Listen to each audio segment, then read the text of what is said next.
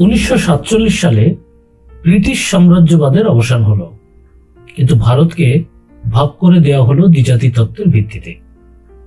তৈরি হলো দুটো স্বাধীন রাষ্ট্র, একটা ভারত এবং অন্যটি পাকিস্তান।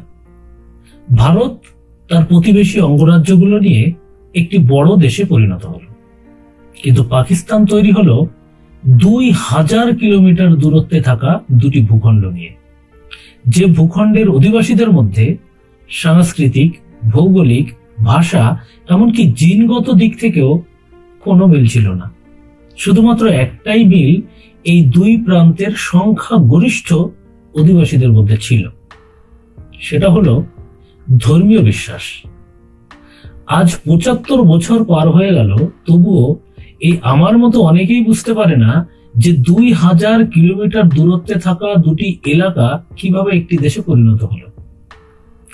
আমরা সবাই জানি এই দুটি ভূখণ্ড হলো পাকিস্তান ও পূর্ব বাংলা।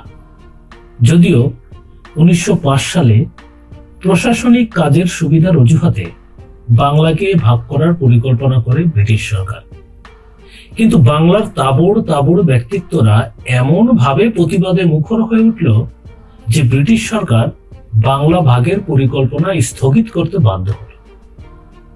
এবার ভাবুন, এই 42 বছর পর বাংলাকে দুটি আলাদা দেশ করে দেওয়া হলো, কিন্তু সেই হোমরা চোমরা বাবুরা বা তাদের প্রতিনিধিরা এর বিরোধ করলো না কেন?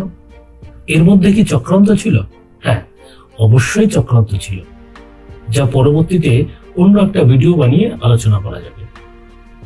আশা করি আলোচনায় আপনিও পাশে থাকবেন। আজ আলোচনা করব ভাষা আন্দোলনের এক বলিষ্ঠ কর্মকর্তার মহান বলিদান ও ভুলে যাওয়া কিছু অতীত ইতিহাস নিয়ে। আমরা জানি 1952 সালে ঢাকা বিশ্ববিদ্যালয়ের ছাত্ররা ভাষা আন্দোলন করেন এবং কয়েকজন ছাত্র পাকিস্তানি সৈনিকের গুলিতে প্রাণ দেন, আর একেই 1952 ভাষা আন্দোলন বলা হয়। এবং 2000 সাল থেকে 21শে ফেব্রুয়ারি আন্তর্জাতিক মাতৃভাষা দিবস হিসাবে পালিত হয়। 21শে ফেব্রুয়ারিতে বাংলাদেশের প্রত্যেকটি স্কুলে মিছিল বের করা হয় এবং শহীদ মিনারে ফুল দিয়ে ভাষা শহীদদের শ্রদ্ধা জানানো হয়। প্রত্যেকটি মিছিলে ছোট বড় ছাত্রছাত্রীরা আওয়াজ তোলে, রফিক, শফিক, বরকত ভাই, আমরা তোমাদের ভুলি নাই।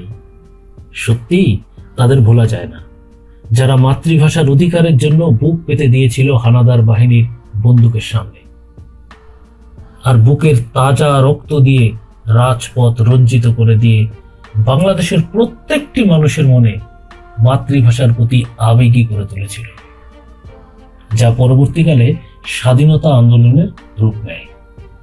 আর পরে বাংলাদেশ পাকিস্তানি হানাদার বাহিনী থেকে স্বাধীনতা ছিনিয়ে নিয়ে একটি স্বাধীন দেশে পরিণত হয়। কিন্তু আপনি কি জানেন, এই ভাষা আন্দোলন কিন্তু 1952 সালের অনেক আগেই সংগঠিত হয়েছিল, আর যে এই আন্দোলনের সূত্রপাত করেছিল সেই বাঙালিকে নির্মমভাবে নিজের সন্তান সহ অত্যাচার করে তিলে তিলে হত্যা করা হয়েছিল। আজ বাঙালিরা, অর্থাৎ বাংলাদেশি বাঙালিরা, সেই বীর ভাষা শহীদকে প্রায় ভুলতে চলেছে। আসুন সেই মহান বীর ভাষা শহীদকে চিনে নিই।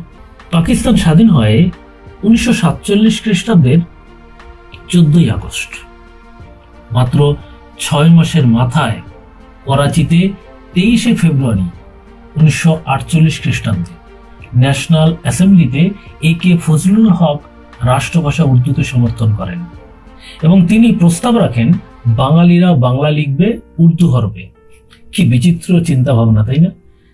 যিনি এই সিদ্ধান্তে স্পষ্ট ভাষায় দাবি তোলেন বাংলাকে রাষ্ট্রভাষা করা হোক, সেই মানুষটির নাম ধীরেন্দ্রনাথ দত্ত।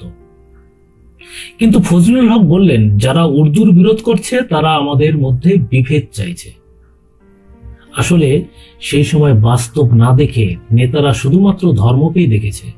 আসলে ধর্ম ছাড়াও যে মানুষের আরো অনেক চাহিদা বা ভালো লাগা খারাপ লাগা রয়েছে, তা ধর্মান্ধ নেতারা বুঝতে পারেনি।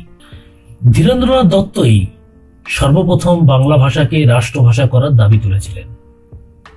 ধীরেন্দ্রনাথ দত্তর সেই দাবি পাকিস্তান পার্লামেন্টে প্রত্যাখ্যাত হয়। তারপরই ভাষা আন্দোলনের সূচনা ঘটে। ধীরেন্দ্রনাথ দত্ত পাকিস্তান পার্লামেন্টে দাঁড়িয়ে বলেছিলেন, পূর্ব পাকিস্তানের 6,90,00,000 মানুষের মধ্যে 4,40,00,000 মানুষ বাংলায় কথা বলে। তাই আমার বিবেচনায় বাংলাই হোক রাষ্ট্রভাষা। জিন্নাহের সিদ্ধান্ত উর্দু হবে রাষ্ট্রভাষা। এই ঘোষণার বিরোধে প্রথম আনুষ্ঠানিক প্রতিবাদ করেন ধীরেন্দ্রনাথ দত্ত।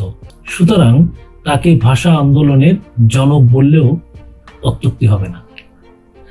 আজ আমরা ওনাকে মনে রাখি না, অথচ পাকিস্তানের শাসকেরা তাকে 1971 সাল পর্যন্ত মনে রেখেছিল। ধীরেন্দ্রনাথ দত্তকে 1971 খ্রিস্টাব্দের 29 মার্চ রাত্রেবেলা যুদ্ধ অপরাধী অ্যাডভোকেট আব্দুল করিমের তত্ত্বাবধানে ছোট ছেলে দিলীপ কুমার দত্ত সহ ধীরেন্দ্রনাথ দত্তকে গ্রেপ্তার করে ময়নামতি ক্যান্টনমেন্টে নিয়ে যায় এবং নিষ্ঠুরভাবে তাকে হত্যা করা হয়। 84 বছর বয়সী মানুষটিকে হাত পা ভেঙে দেওয়া হয় এবং 2 চোখ কলম দিয়ে খুঁচিয়ে খুঁচিয়ে অন্ধ করে দেওয়া হয়। মৃত্যুর পর গায়ে থুতু দেওয়ার জন্য তার মরদেহ বাইরে রেখে দেওয়া হয়েছিল। আমার মনে একটা প্রশ্ন জাগে, 21শে ফেব্রুয়ারিতে যখন ছোট ছোট ছাত্র ছাত্রীরা স্লোগান তোলে, রফিক শফিক বরকত ভাই আমরা তোমাদের ভুলি নাই, তখন একবারও বাংলা ভাষার জন্য নির্মম ভাবে অত্যাচারিত হয়ে প্রাণ দেওয়া এই মানুষটার নাম আপনি মনে করেন? অবশ্যই কমেন্ট করে উত্তর দেবেন।